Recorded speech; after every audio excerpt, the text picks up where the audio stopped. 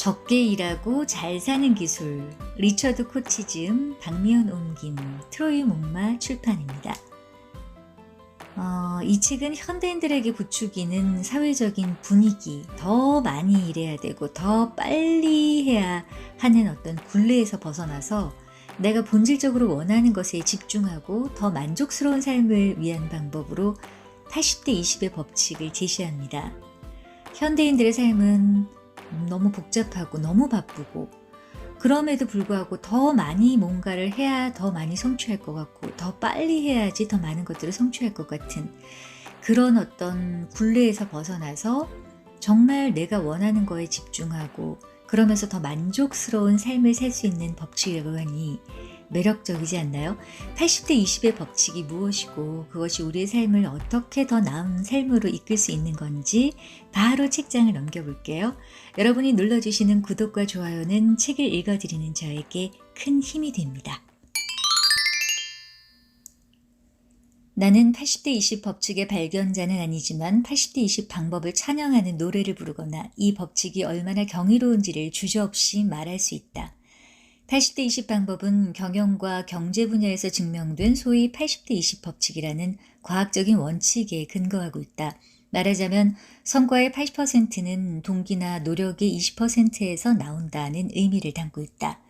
전작에서 기업의 이윤을 증가시키기 위해 80대 20 법칙을 어떻게 활용할지를 설명하였다. 또한 이 원칙을 개인의 삶에 적용시키고 성공과 행복을 증대시키는 방법 등을 짧게 포함시켰다. 개인의 인생을 위한 이러한 접근 방식은 엄청난 논쟁을 불러일으켰다. 몇몇 전문가들은 이 방식이 비즈니스적인 아이디어로는 적당하나 그 영역을 벗어나서는 효과를 볼 수 없을 것이라고 했다. 그러나 그 방법을 시도해본 독자들은 그들의 삶이 변했다고 말한다. 80대 20 법칙은 22개 언어로 번역되었고 50만 부 이상이 판매되었다. 경영소로 시작해 경영소로 출간되고 서점의 경영서 칸을 차지하던 책이 이제는 자기계발서로 널리 활용되고 있다. 이는 책을 읽고 시도해본 독자들이 지인들에게 소개하고 또 그들이 독자가 되어 다른 이들에게 소개하면서 입소문을 타게 된 것이다. 전 세계의 사람들로부터 이메일과 편지 등을 지속적으로 받게 되었지만 자신의 비즈니스에서의 변화에 대해 얘기하는 이는 거의 없었다. 그들은 80대 20 법칙이라는 빅 아이디어가 자신의 행복과 능력에 어떠한 영향을 끼쳤는지를 말해주었다. 자신에게 매우 중요한 몇몇 관계와 문제들에 집중할 수 있도록 도움을 받은 일, 훨씬 더 커진 자유로움, 가속 엔진이 불붙는 듯 성공적인 커리어, 치열한 경쟁 사회에서 벗어날 수 있게 해준 일 등이다. 이 법칙을 통해서 그동안 자신에게 그리 중요하지도 않은 일에 매달려 노력을 쏟고 시간을 낭비하고 있다는 죄책감을 벗어던지게 되었다고 그들은 이야기한다. 80대 20 법칙으로 자신이 누구이고 또 인생에서 원하는 바가 무엇인지를 깨달은 것이다. 이는 내 개인의 경험에서 우러나온 것이기도 하다. 80대 20 법칙으로 내가 정말로 소중히 여기는 것이 무엇인지를 알게 되었다. 나는 1990년에 일반적인 직장이라는 것으로부터 독립했다. 경영 컨설턴트가 되는 걸 그만두고 제대로 한번 살아보기로 했다. 일을 통해 일종의 성취감을 누렸던 나는 내 인생이 일로만 좌지우지 될 뿐이라는 사실을 깨달았다. 그 이후로 책 쓰기 그리고 나 자신을 힘들게 하지 않으면서 물론 내 관심을 끄는 일을 재개하고는 새로운 사업을 구상하는 게으른 창업자가 되는 프로젝트에 매진했다. 남아프리카 공화국에서 1년 남짓 일을 한 것을 제외하고는 제대로 된 일을 하지 않았으며 대부분의 시간을 가족과 친구들과 함께 온전히 일상의 즐거움을 만끽하며 지냈다. 런던과 케이프타운 그리고 스페인 등의 집에서 1년 중 몇 달씩 절친들과 같이 생활을 하며 행복한 시간을 보내기도 했다. 그렇지만 난 은퇴한 것은 아니다. 정확히 말하면 나는 여태껏 일해왔던 그 어느 때보다 더 완벽한 편안함을 누리고 있다. 일을 좀 덜 하면서 자신의 열정에 좀 더 힘을 쏟는 것이 훨씬 더 이롭다고 나는 전적으로 확신한다. 인생을 균형감 있게 사는 것은 단순히 건강이나 행복만을 가져다 줄 뿐만 아니라 자신이 어떻게 정의 내리는가에 따라서는 더 큰 성공으로 이끌어 줄 수도 있다. 우리가 진정으로 바라는 결과를 얻는다든가 본인에게 중요한 사람들이나 동기 등을 구하는 일이 단지 몇 가지 사항에 의해서만 결정될 뿐 나머지는 다 쓸모없다는 의미다. 그래서 자신에게 무엇이 가장 중대한 문제이고 인생에서 가장 소중한 것이 무엇인지 구분해내는 법을 배운다면, 말하자면 가장 중요한 문제에 집중하는 법을 배운다면 적은 것이 더 낫다는 결론에 도달할 수 있다. 인생에서 중요한 부분과 자신이 원하는 대로 작동하는 몇 가지 일들에만 집중하다 보면 인생은 순식간에 좀 더 깊고 더 가치 있게 변한다. 이 책은 자신에게 진실로 중요하고 또 그런 것에 어떻게 집중할 수 있는지를 찾도록 당신을 도와줄 것이다. 두 번째 아이디어는 적은 것으로 더 많이 이뤄낼 수 있다. 그다지 노골적이지 않다. 발전의 법칙이 의미하는 바는 더 적은 에너지와 땀 그리고 고민으로 더 많은 결과물을 얻거나 성취한다는 의미다. 이 아이디어는 적은 노력으로 드라마틱한 발전을 이룬다는 측면에서 매우 획기적이라고는 할 수 있지만 기존의 믿음과는 상반되므로 주의 깊게 시험해 볼 만하다. 이 책은 적은 것이 더 낫다와 적은 것으로부터 더 많이 이뤄낼 수 있다라는 명제를 자기 자신과 일, 성공, 돈, 인간관계, 그리고 간소한 굿 라이프 등에 어떻게 적용할지를 설명하고 또한 인생을 변화시킬 나만의 행동 계획을 개발하는 데 도움이 될 것이다. 인생에서 80대 20 법칙이란 무엇인가? 현대인에게는 삶의 오류가 있다. 과학, 기술, 비즈니스의 놀라운 발전으로 우리가 이전 세대에 비해 잘 먹고 젊음을 유지하고 오래 살며 질병을 물리치고 손쉽게 여행하고 안락한 생활을 즐기는 등을 말하는 것은 아니다. 그보다는 우리가 개인적인 그리고 사회적인 삶을 영위하는 방식에 문제가 있다는 의미다. 현대인들은 살기 위해 일하는 것이 아니라 일하기 위해 살고 있다. 하지만 좀 더 강한 자기 확신과 올바른 가치관을 가진다면 우리가 지금 하는 것보다 더 많은 것을 이뤄낼 수 있고 자신의 일도 더 즐길 수 있다. 대신 노동시간은 훨씬 적어져서 가족과 사회에 더 많은 에너지를 쏟을 수 있게 된다. 이것이 우리가 인생을 살아가는 데 있어 맞이하게 될 핵심적인 변화가 될 것이다. 지금의 발전은 우리 삶의 방식을 역행하게 만들었다. 예전 사람들은 좀 더 느긋하고 안정적인 삶을 즐기면서 더 편안한 생활 방식과 더 많은 여가 시간을 가족과 친구들과 보내고 사회적 평등과 우위를 누리며 이방인에게 우호적이었던 반면 스트레스나 우울감, 약물과 알코올에 대한 의존도 그리고 돈과 권력을 향한 집착 등은 훨씬 덜했다. 지금의 우리는 강한 자의식과 개성을 강조하지만 많은 이들이 자신 앞에 놓인 새로운 자유를 두려워한다. 절실하게 안정감의 허상을 쫓으며 걱정에 찌들었지만 우리가 혈안이 되어 찾아다닐수록 그것들은 우리로부터 더욱더 멀어진다. 오늘날 인생은 패스트 트랙과 슬로우 트랙으로 나뉜다. 둘 다 과거의 일반적인 경로보다 마득지 않다. 슬로우 트랙은 경제적으로 불안정하고 낮은 수입에 사회적 지위도 높지 않으면서 취업에 취약하고 누릴 수 있는 물질적 여흥이 패스트 트랙에 비해 현저히 떨어지는 것을 의미한다. 그렇다고 패스트 트랙에 위험 요소가 없는 것도 아니다. 오로지 남보다 앞서가야 한다는 강박관념으로 개인적인 친분관계는 전적으로 직업에 결부되어야 하고 이런 각박한 일상생활로 일이 모든 것의 최우선순위에 놓이는 상황이 벌어진다. 패스트트랙 역시 불안과 빈곤을 초래하는데 이는 돈보다는 시간과 사랑의 허기를 불러온다. 현대인의 삶에 물질적인 이점과 개인의 불이익이 공존한다는 이런 분석에 공감한다면 나에게 좋은 소식이 있다. 물질, 과학, 기술적인 측면이 현대의 삶에 유용하다는 걸 인정하지만 개인의 삶에 좋지 않은 영향을 끼친다면 이것을 타파할 상당히 괜찮은 방법이라고 감히 말할 수 있다. 이를 위해 대략 결과물의 80%는 원인의 20% 정도 혹은 그보다 적은 양으로 얻어진다는 보고를 바탕으로 한 80대 20 법칙을 인용하려고 한다. 이 법칙이 잘 쓰였다면 많은 사람들이 인생을 좀 더 즐길 수 있고 일은 적게 하면서 더 많은 것을 이룰 수 있었을 테니까 말이다. 윌리엄 헨리 데이비스는 이렇게 말했다. 이것이 무슨 인생인가. 온갖 걱정들 때문에 잠시 멈춰 바라볼 시간마저 없다면 말이다. 80대 20 질문. 나는 개인적인 관심 분야를 개발시킴으로써 인생을 더 즐길 수 있는가? 아니면 나를 이끄는 강한 집념으로 인생을 더 즐길 수 있나? 새로운 커리어로 이어지는가? 또 나를 가장 신나게 하는 일로 내 시간의 일부를 할애하고 그것을 커리어로 만들 수 있을까? 또 나의 영감을 일깨우기 위해서 스스로에게 할 수 있는 질문은 무엇일까? 시간 관리하는 시간을 줄이고 시간을 개혁하라.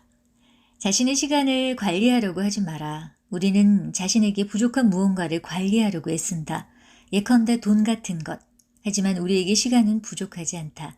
아마도 아이디어나 자신감 또는 판단력 등이 부족할지 몰라도 시간은 그렇지 않다. 우리가 부족하다고 느끼는 시간은 그대로 머물러 있는 시간, 즉 행복하라고 생산적이라고 느끼는 그런 멋진 시간들이다. 시간 관리는 우리에게 좀 더 속도를 내서 빨리 하라고 말한다. 더 많은 자유시간과 쉴 시간을 준다고 사탕발림하지만 실제로 그런 시간은 주어지지 않는다.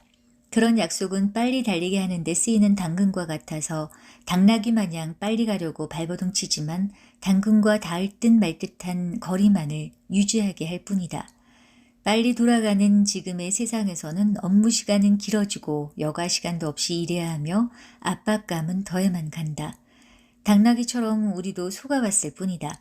시간 관리로는 일은 더하고 더 적게 쉴 뿐이다. 반면 시간 개혁은 그 반대를 이야기한다. 우리에겐 결코 부족하지 않은 엄청난 시간이 있다는 것이다. 왜냐하면 우리가 낭비하는 시간이 매우 많기 때문이다. 자신의 시간 혁명을 촉발하기 위해서는 속도를 줄이고 천천히 하라. 걱정은 떨쳐내라. 그리고 더 적게 일하라. 해야 할 일들 리스트는 집어 던지고 하지 않을 일들 리스트를 만들어라. 덜 행동하고 더 많이 생각하라. 자신에게 중요한 일에 심사숙고하라. 그리 중요하지 않은 일이나 자신을 행복하게 만들지 못하는 일은 그만두라. 그리하여 인생을 음미해보라. 현대의 세상은 통제 불가능하게 가속화되어 왔다. 기술은 인간에게 더 많은 자유를 가져다 주어야 마땅하지만 실상은 그 반대의 일이 벌어지고 있다. 가속의 파도에 거슬러 헤엄치라. 틀에 얽매이지 말고 차라리 괴짜가 되라. 일기 쓰기는 그만두고 휴대전화도 없애라. 지루한 행사나 모임 같은 건 가지 마라. 자기 자신과 자기가 소중히 생각하는 사람들을 위한 시간을 가져라. 시간 개혁. 많은 이들처럼 나도 세상에서 두 번째로 돈이 많은 투자의 귀재 워렌 버핏을 존경한다. 그 이유는 그의 사업 수완이나 돈 때문이 아니라 그가 시간을 쓰는 매우 이례적인 방법 때문이다. 그는 미국에서 가장 크고 돈이 많은 거대 복합 기업체를 운영하고 있다. 그렇다고 그가 서두르는 법이 있나? 아니면 굉장히 바쁜가? 전혀 그렇지 않다. 그는 이렇게 말한다. 일하러 갈 때는 탭댄스를 춥니다. 일단 일하러 가서는 등을 대고 누워서 시스티나 성당에 그림 그릴 것을 기대하죠. 그가 말하는 자신의 스타일은 혼수 상태에 가깝다이다. 그는 꼭 해야 하는 매우 중요한 아주 극소수의 결정만 한다. 편안하고 사려 깊으니 그의 결정은 늘 옳다. 지금 이 순간을 살기. 현재의 순간은 치명적일 만큼 소중하다. 과거나 미래를 살지 말라. 과거의 일이나 미래에 대해 걱정도 하지 마라. 적은 것으로 더 많은 것을 성취하기란 자기 자신을 현재의 순간으로 몰아넣고 전념하는 것이다. 시간은 빠져나가는 게 아니고 왼쪽에서 오른쪽으로 지나가지도 않는다. 시계의 침이 보여주듯 계속해서 돌고 돌 뿐이다. 과거에 즐거웠던 시간은 여전히 그대로 있다. 우리의 성과물이나 선행도 아직도 그 자리를 지키고 있다. 다가올 미래가 짧든지 길든지 간에 현재는 실제이고 소중하다. 지나간 과거를 뿌듯해하고 미래의 희망을 걸어볼 수 있지만 우리가 살아가는 건 오직 현재 지금뿐이다. 80대 20 관점에서 보는 시간은 우리를 좀 더 편안하게 만들고 연결되게 해준다. 편안하게 해주는 이유는 지나가 버린 시간이 다 써버린 시간이라는 뜻이 아니기 때문이고 우리 모두는 지금 현재 일어나는 일들에 다 같이 연결되어 있다는 의미다. 오늘날 우리는 본인이 어떤 선택을 하는지를 경험하고 즐기는 인생의 귀중한 선물을 얻었다. 인생의 매 순간은 영혼의 가치를 지니고 고유한 개성의 발자국을 남긴다. 시간이 그대로 정지해 있을 땐 우리는 충분히 현재에 녹아든다. 인생에서 가장 중요한 5가지 영역. 첫째 자기 자신, 둘째 일과 성공, 셋째 돈, 넷째 인간관계, 5번째 간소한 굿 라이프. 나는 누구인가, 어떤 사람이 되고 싶은가? 인생의 가장 큰 미스터리는 인간의 성격과 독특성이다. 다른 동물들은 못하지만 우리는 스스로 개성을 만들어낸다. 인간 유전자 98%는 침팬지 유전자와 동일하지만 나머지 다른 2%로 모든 차이점을 만들어낸다. 그렇다고 우리가 전적으로 유전자로만 결정되는 것은 아니다. 스토리, 아이디어, 음악, 과학 또는 문화를 만들어내거나 생각하고 의사소통하는 등 유전자만으로는 할 수 없는 대단한 것들을 인간은 해내고 있다.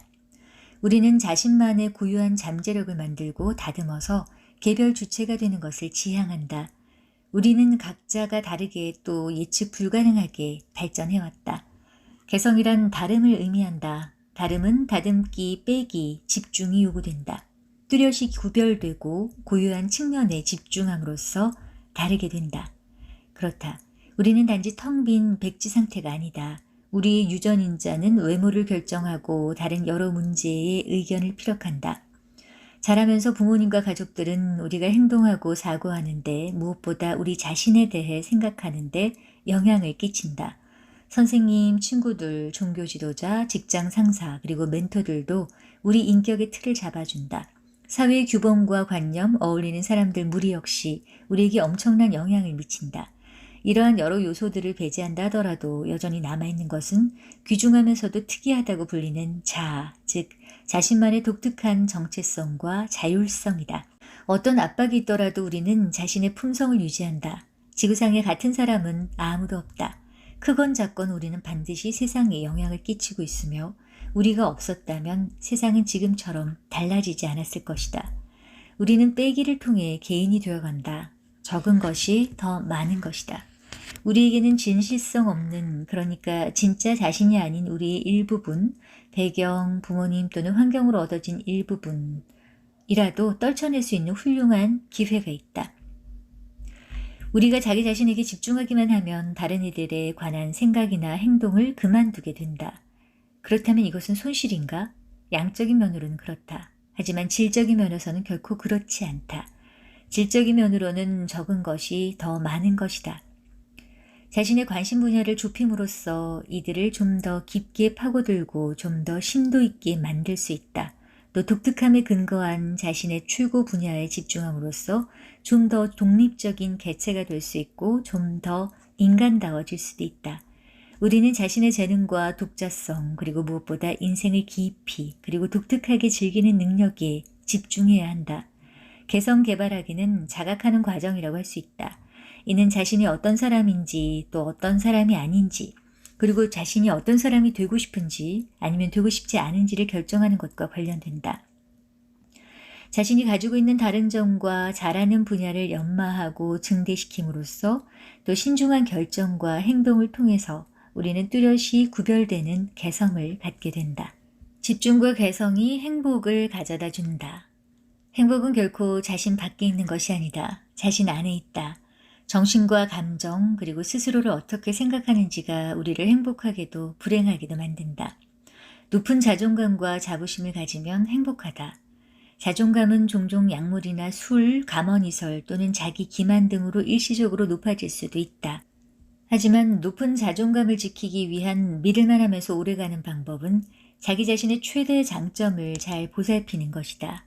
긍정적이면서도 정확한 자기 이미지는 자신이 누구인지 또 왜 인생을 자신의 방식으로 살아가는지 등을 진솔하게 나타내는 개성에 바탕을 둔다. 소모를 통해서는 행복해지지 않는다. 행복은 자신이 가치 있다고 느끼는 일에 몸소 참여해야 비로소 얻어진다. 시작한 일을 잘하고 즐기며 자신이 해낸 일에 자부심을 가지는 일이 행복의 밑거름이 된다. 이런 일련의 과정에는 발전과 개성이 요구된다. 자신에게 딱 맞는 분야에서 유일한 최고가 된다는 것은 두려워하기보다는 오히려 신나는 일이다. 최고가 되는 것이 비교적 쉬워지게 된다. 행복해지려면 우리는 자신만의 80대 20 목적지를 가져야 한다. 그 목적지란 대부분의 잡다한 목표들을 과감히 없애고 자신에게 가장 중요한 목표의 세부 조항을 정의하는 곳이다.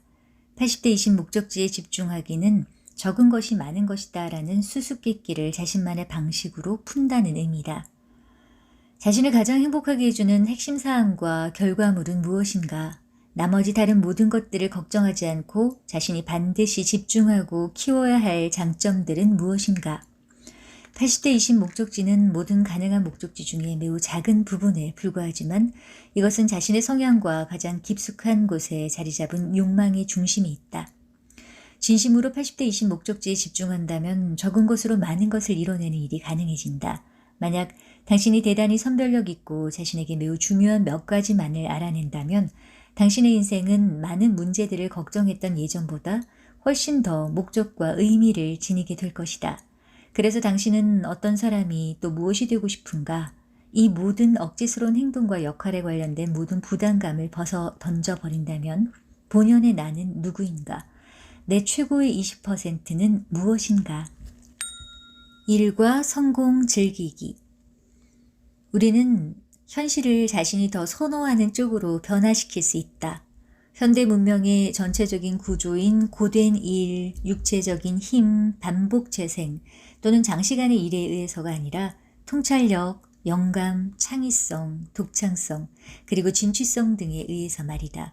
우리가 지금 살고 있는 세상에서 마음속으로 꿈꾸는 세상을 오가며 꿈꾸는 세상이 실제 현실에서 이루어지게 하는 것이다.